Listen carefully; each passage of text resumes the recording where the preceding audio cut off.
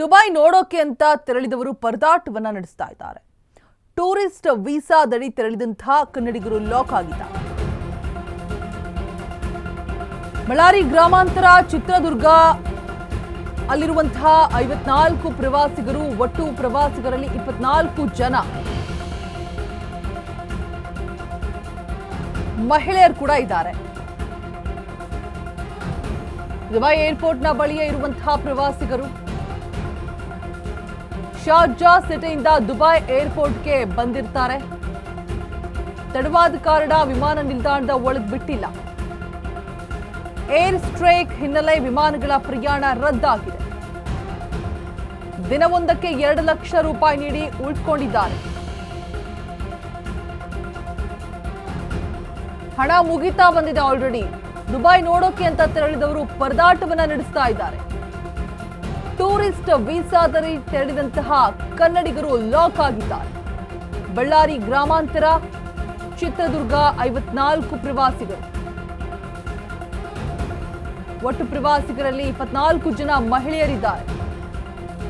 Dubai airport ಬಳಿಯೇ ತಂಗಿದ್ದಾರೆ. Sharjah ಸಿಟಿಯಿಂದ Dubai ಏರ್ಪೋರ್ಟ್ಗೆ ಬಂದಿರ್ತಾರೆ.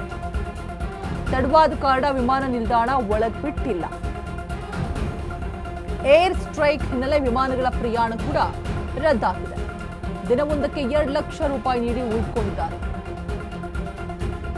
ತೆಗೆದುಕೊಂಡು ಹೋಗಿದ್ದಂತಹ ಹಣ ಕೂಡ ಪ್ರವಾಸಕ್ಕೆ ಅಂತ ಹೇಳ್ಬಿಟ್ಟು ಖಾಲಿ ಆಗ್ತಾ ಬಂದಿದೆ. ದುಬೈ ನೋಡೋಕೆ ಅಂತ ತೆರಳಿದವರು ಈಗ ಪರದಾಟವನ್ನ ನಡೆಸ್ತಾ ಇದ್ದಾರೆ. ನೋಡ್ತಾ ಇರಬಹುದು, ನಮ್ಮ ಚಿತ್ರದುರ್ಗದ ಕನ್ನಡಿಗರು 24 ಜನ ಮಹಿಳೆಯರಿದ್ದಾರೆ. ಅದರಲ್ಲಿ ದುಬೈ ನೋಡೋದಕ್ಕೆ ಅಂತ ತೆರಳಿರ್ತಾರೆ. ಇದೀಗ ತೆಗೆದುಕೊಂಡ ಹೋದಂತಹ ಹಣ ಕೂಡ ಖಾಲಿ ಆಗಿದೆ. ಒಂದು ದಿನಕ್ಕೆ 2 ಲಕ್ಷ ರೂಪಾಯಿಯನ್ನ ಕೊಟ್ಬಿಟ್ಟು ತಂಗಿದ್ದಾರೆ.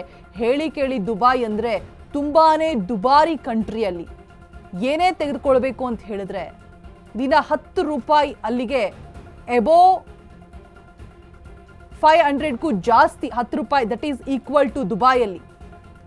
ಸೊ ಅಷ್ಟು ದುಬಾರಿ. ಒಂದು ಊಟ ತಿಂಡಿ ಆಗಿರ್ಬೋದು, ಸ್ಟೇ ಆಗಿರ್ಬೋದು, ಪ್ರತಿಯೊಂದು ಕೂಡ ಅತ್ಯಂತ ದುಬಾರಿ ಸಿಟಿ ಅಂದ್ರೆ ದುಬೈ, ಅಬುದಾಬಿ. ಸೊ ಅಲ್ಲಿ ಇದೀಗ ಟ್ರಿಪ್ಗೆ ಪ್ರವಾಸಕ್ಕೆ ಅಂತ ಹೋಗಿರುವಂತಹ ಚಿತ್ರದುರ್ಗದ 24 ಮಂದಿ ಮಹಿಳೆಯರಿದ್ದಾರೆ. ಅಲ್ಲಿ ನೋಡ್ತಾ ಇರ್ಬೋದು, ಲಾಕ್ ಆಗಿಬಿಟ್ಟಿದ್ದಾರೆ. ಸ್ವಲ್ಪ ತಡ ಆಗುತ್ತೆ ದುಬೈ ಏರ್ಪೋರ್ಟ್ಗೆ ಬಂದು ರೀಚ್ ಆಗೋದು. ಸೊ ಫ್ಲೈಟ್ ಕೂಡ ಮಿಸ್ ಆಗುತ್ತೆ. ಅದಾದ ನಂತರ ಗೊತ್ತಾಗುತ್ತೆ ಏರ್ ಸ್ಟ್ರೈಕ್ ಆಗಿದೆ, ಯುದ್ಧದ ಎಫೆಕ್ಟ್, ಹೋಗೋಕ್ಕಾಗಲ್ಲ ಅಂತ ಹೇಳ್ಬಿಟ್ಟು ಬರೋಬ್ಬರಿ ಒಂದು ದಿನಕ್ಕೆ 2 lakhs ಅನ್ನ ಕೊಟ್ಬಿಟ್ಟು ಅಲ್ಲೇ ತಂಗಿದ್ದಾರೆ. ಎಲ್ಲ ಎಕ್ಸ್ಪ್ಲೈನ್ ಮಾಡಿದ್ದಾರೆ. ನಾಗೇಂದ್ರ ಸಾಹೇಬರಿಗೆ ನಮಸ್ಕಾರ ಮತ್ತು ನಾರಾ ಭರತ್ ರೆಡ್ಡಿಗೆ ನಮಸ್ಕಾರಗಳು. ಈಗ ನಮ್ಮ ಅವ್ಯವಸ್ಥೆ ಬಗ್ಗೆ ಈಗಾಗಲೇ ನಮ್ಮ ಬ್ರದರ್ ಕೋಟ್ರೆಡ್ಡಿ ಎಲ್ಲ ಎಕ್ಸ್ಪ್ಲೈನ್ ಮಾಡಿದ್ದಾರೆ. ಈಗ ನಾವು ಇನ್ನೊಂದು ಅದಕ್ಕೆ ಆ್ಯಡ್ ಮಾಡೋದು ಏನಪ್ಪ ಅಂದರೆ, ಇದರಲ್ಲಿ ತುಂಬ ಜನ ವಯಸ್ಸಾದವ್ರು ಬಂದಿದ್ದಾರೆ. ನಾವೆಲ್ಲ 70 ಎಬೋ 80 ಎಬೋನವರು 4-5 ಜನ ಇದ್ದಾರೆ. ತುಂಬ ಕಷ್ಟ ಆಗಿದೆ.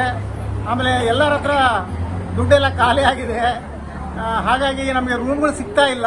ಈಗ ಏನೋ ವ್ಯವಸ್ಥೆ ಮಾಡಿ ಈಗ ನಾವು ಪ್ಲಾಟ್ಫಾರ್ಮ್ನಲ್ಲೆಲ್ಲ ನಿಂತ್ಬಿಟ್ಟಿದ್ದೀವಿ. ಅದಕ್ಕೆ ನೀವು ಅಂಬಾಸಿಡರ್ ಹತ್ರ ಮಾತಾಡ್ತಿರೋ ಅಥವಾ ಸೆಂಟ್ರಲ್ ಮಿನಿಸ್ಟರ್ ಹತ್ರ ಮಾತಾಡ್ತಿರೋ ಅಥವಾ ನಮ್ಗೆ ಏನಾದರೂ ಒಂದು ನಾಳೆ ನಾಡೋದಕ್ಕೆ CM ಹತ್ರ ಮಾತಾಡ್ತಿರೋ ವ್ಯವಸ್ಥೆ ಮಾಡ್ಕೊಡ್ಬೇಕಂತೇಳಿ ತಮ್ಮಿಬ್ಬರನ್ನ ಸವಿನಯ ಪ್ರಾರ್ಥನೆ ಮಾಡ್ತಾ ಇದ್ವಿ. ನಾಗೇಂದ್ರ ಸಾಹೇಬರಿಗೆ ನಮಸ್ಕಾರ ಮತ್ತು ನಾರಾ ಭರತ್ ರೆಡ್ಡಿಗೆ ನಮಸ್ಕಾರಗಳು.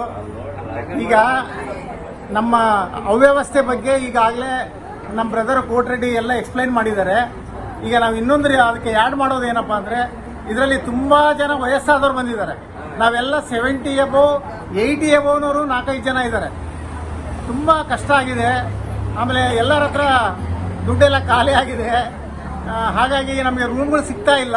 ಈಗ ಏನೋ ವ್ಯವಸ್ಥೆ ಮಾಡಿ ಈಗ ನಾವು ಪ್ಲಾಟ್ಫಾರ್ಮ್ನಲ್ಲೆಲ್ಲ ನಿಂತ್ಬಿಟ್ಟಿದ್ದೀವಿ. ಅದಕ್ಕೆ ನೀವು ಅಂಬಾಸಿಡರ್ ಹತ್ರ ಮಾತಾಡ್ತಿರೋ ಅಥವಾ ಸೆಂಟ್ರಲ್ ಮಿನಿಸ್ಟರ್ ಹತ್ರ ಮಾತಾಡ್ತಿರೋ ಅಥವಾ ನಮ್ಗೆ ಏನಾದರೂ ಒಂದು ನಾಳೆ ನಾಡೋದಕ್ಕೆ CM ಹತ್ರ ಮಾತಾಡ್ತಿರೋ ವ್ಯವಸ್ಥೆ ಮಾಡ್ಕೊಡ್ಬೇಕಂತೇಳಿ ತಮ್ಮ